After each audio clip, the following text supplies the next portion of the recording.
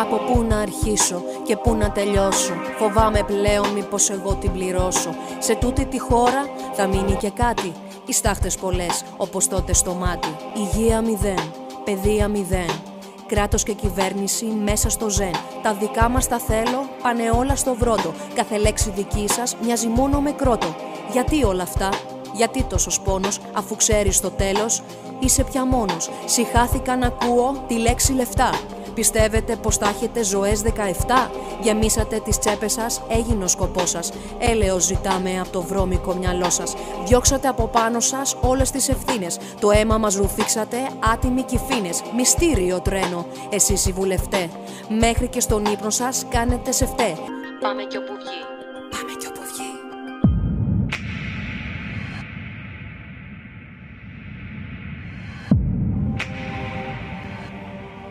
Λένε ότι το κράτος υπάρχει για να μας προστατεύει, όμως όταν ήρθε η στιγμή μας άφησε να πεθάνουμε.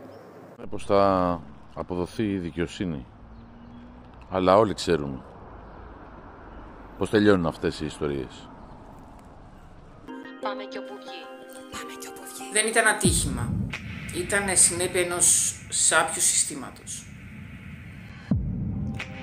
Λένε ότι ήταν ατύχημα. Αλλά όταν προειδοποιείς και δεν ακούνε, δεν είναι ατύχημα. Είναι έγκλημα. Λένε ότι είμαστε όλοι ίσοι, αλλά ξέρουμε ότι κάποιοι προστατεύονται ενώ κάποιοι άλλοι θυσιάζονται. Όταν κυβερνούν λίγοι, πληρώνουμε όλοι. Όταν κρύβουν την αλήθεια, γεννιούνται εγκλήματα. Πολλοί ήξεραν και κανείς δεν έκανε τίποτα. Όταν κανείς δεν λογοδοτεί, η ιστορία επαναλαμβάνεται. Λένε πως η σιωπή είναι ουδετερότητα. Εγώ όμως ξέρω ότι είναι συνενοχή. Η σιωπή είναι συνενοχή. Ενεργοποιήσου για ένα καλύτερο αύριο των παιδιών σου. Όταν το κράτος αποτυχάνει, η κοινωνία πρέπει να οργανωθεί. Δεν ζητάμε άλλη μια υπόσχεση.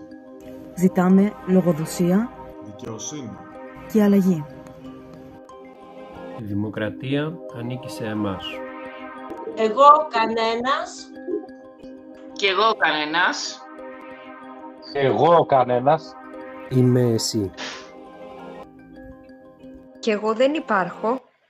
Αν δεν υπάρχεις εσύ. Και θυμήσου πάλι αυτό φταίω εγώ. Εσύ, αυτός, αυτή, εμείς, εσείς, αυτή. Ένα 15% κυβερνάει όλους τους υπόλοιπους. Πάμε κι όπου βγει.